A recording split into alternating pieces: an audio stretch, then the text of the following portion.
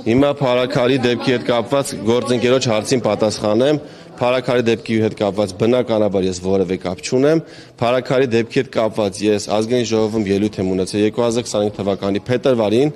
եւ տեղի են ունեցել հայտնի դեպքերը փետրվարյան փարաքար համայնքի մերձավան բնակավայրում, որտեղ տեսանյութերից հայտնի էր դառնում, որ աշխատել է ինքնաձիգ եւ այլ հրազենային միջոցներ, վիրավորվել է մեկ անձ եւ մեկ անձ տեղում մահացել է դեպքի վայրում։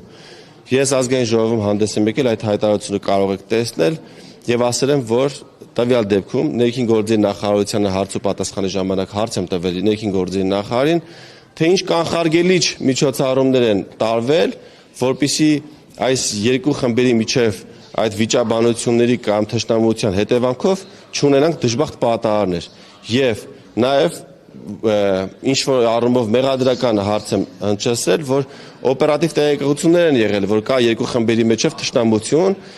եւ անհրաժեշտ կանխարգելման աշխատանքների պատշաճ չկատարման արդյունքում ունեցել ենք զոհ եւ վիրավոր։ Սա կապված փարաքարի դեպքերի հետ լավ աշխատանք հիմա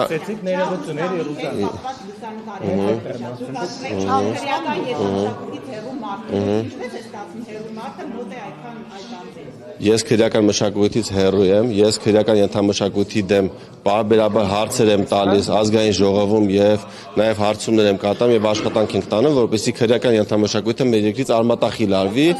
որևէ կապ Ինչպես քրեական ենթամշակույթ կրող մարդու Ես քրեական ենթամշակույթ կրող անձանց հետ սեղան չեմ նստում, ես կներեք մեծ բան ասեմ, տարբեր լուսանկարներ կարող լինեն, ինչի մասին է խոսքը։ Ես բազմաթիվ մարդկանց հետ լուսանկարներ ունեմ, դա չի նշանակում, որ ես կապ ունեմ քրեական ենթամշակույթի հետ։ Հիմա Մհեր Ախտոյանի մասին է հարցը, պատասխանը թույլ տվեք, կարաք միաժամանակ Դուք միաժամանակ 10 հոգով խոսում եք, ես գրկած նկար որևէ մեկ հետ չունեմ։